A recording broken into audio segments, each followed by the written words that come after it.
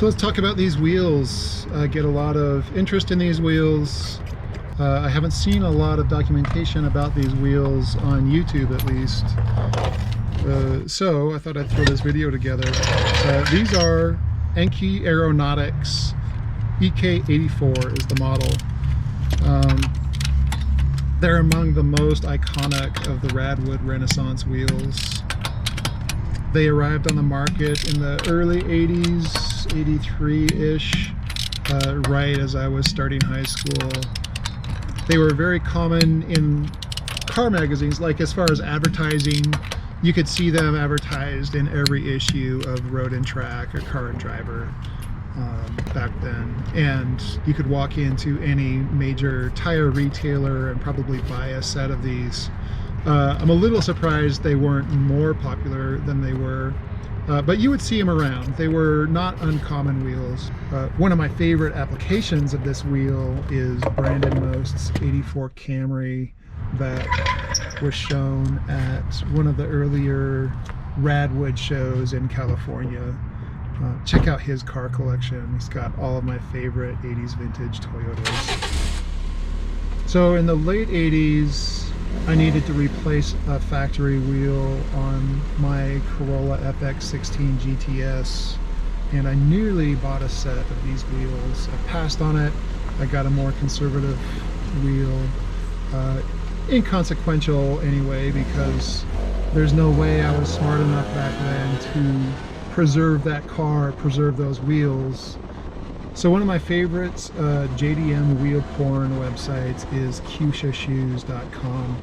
They have just documented so many great wheels, many of which I've never seen before, many that I would love to have. If you've been to that website, you may have seen the Heroes Racing iSpeed dual direction.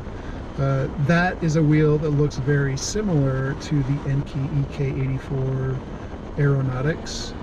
The reason for that, I believe, is they are actually the same wheel, just rebranded. The reason I think that is because when I got my wheels, it came with 5 center caps. One of the center caps has both the Enkei branding and the Heroes Racing branding printed or stamped into the center cap. That indicates that both varieties of wheels were coming out of the same manufacturing facility. So the Heroes Racing variety of this wheel had a few options that were not available on the Enkei variety. One of those was the Aero ring. Instead of a center cap, you could get a ring that didn't cover the entire surface of the center of the wheel. They also came, the Heroes Racing iSpeed also came in more colors, I believe. So the whole concept of the Aeronautics is that the propeller shape of the spokes facilitates airflow. It draws air through the wheel across the brake system, cooling the brakes. They are directional, they're marked left and right. That is to maximize that airflow. Kind of a neat concept, but the realities of the wheel are they're kind of primitive and heavy. You can get lighter, stronger wheels than these things pretty easily for a lot less money. So you don't want to hunt down a set of these wheels thinking they're going to keep your brakes cool and make you go faster on a racetrack. You want these wheels because they are rad. Just look at them. That's why you want them. They are almost as heavy as the Toyota OEM alloys, the triangles that came on an MR2. Those weigh close to 17 pounds, right around 17 pounds, I think. These Enkei Aeronautics, they weigh in close to 16 pounds. It's pretty clear if you pick them up, they're not a lightweight wheel. They're not fancy. They are just cool. So my set is 14 by 6, 4 by 100, obviously, if it's the Toyota front wheel drive and MR2 cars.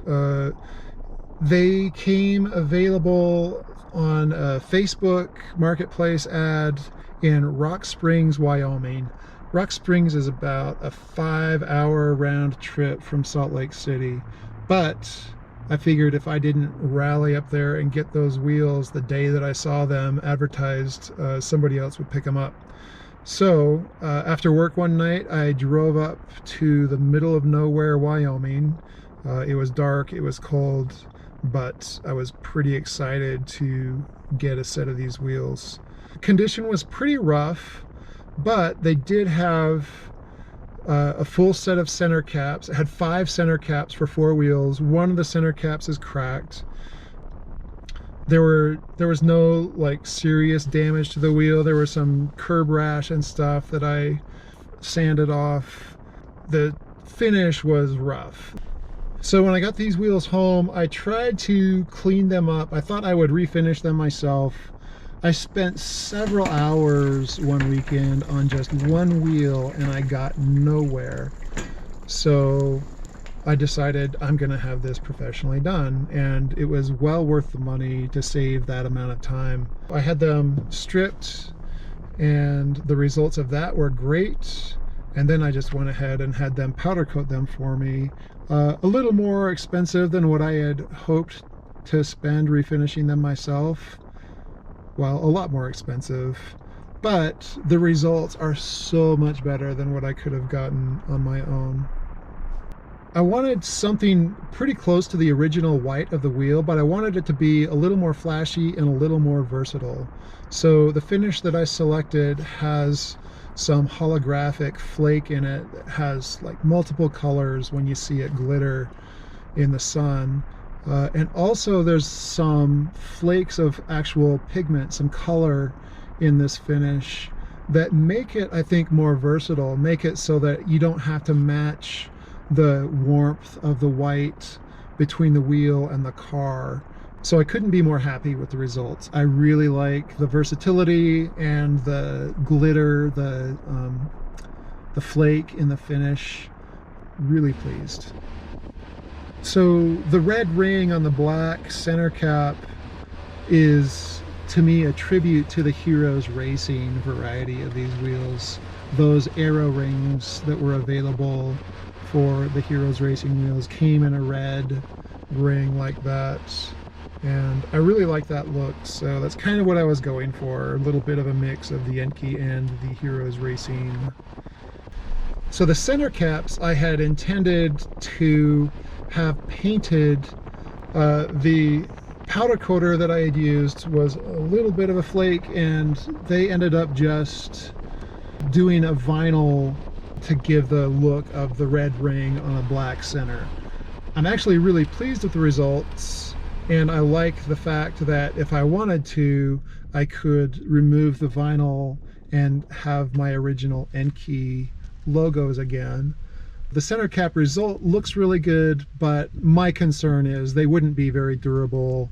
They wouldn't last. The vinyl would get scratched up or just come off. The way I use these wheels is I put these wheels on for a car show or Cars and Coffee, and I put the center caps on when I get there, and then I take them back off and drive home. One reason is to preserve those center caps, and another reason is I don't have the retaining ring for all 4 center caps. I did pull away from Cars and Coffee the other week, having forgotten to remove the center caps, and I didn't even get out of the parking lot and I saw one of the center caps rolling past me in the parking lot, so have to be careful about that. Here they are. I hope this was informative. I think they are certainly a worthwhile wheel to add to your collection. You could have them as a daily driver wheel, but I think you probably have better choices for a daily driver wheel. And I feel really fortunate that I was able to get a set and that they're in such good condition. Took some work, it took some money, but I'm really pleased with the results. All of that being said, I would consider trading these wheels for something of similar value or similar rarity. What kind of wheels would you trade for these? I'm not interested in selling them. I am interested in another similar collectible set of wheels. What do you think would be a good fair trade for a set of good condition Enkei EK84s?